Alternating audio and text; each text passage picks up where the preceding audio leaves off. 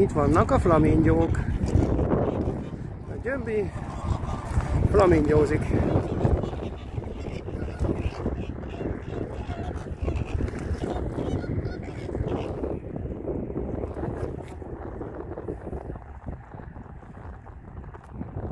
A kígyófejű madarak. Az előbb, hogy jöttünk idefele, azért krokodilokkal vigyázz, vagy ez nem krokodil, ez micsoda víziló. Az úgy nem látom, annyira ki van nagyítva a képernyő, jó, valahol ott, mindegy.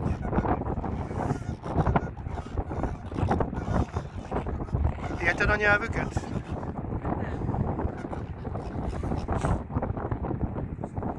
Én bejártam a fordítón.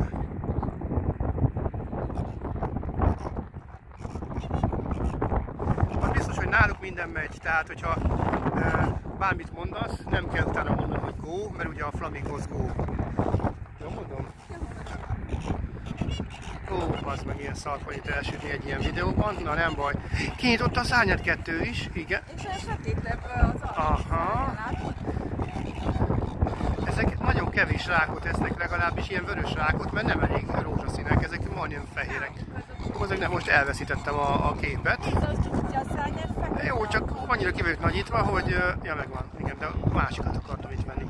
Velük egy vonalban vannak.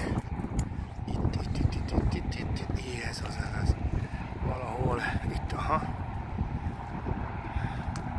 Meg is van. Most azt tartsad a kamerát úgy, hogy fixen.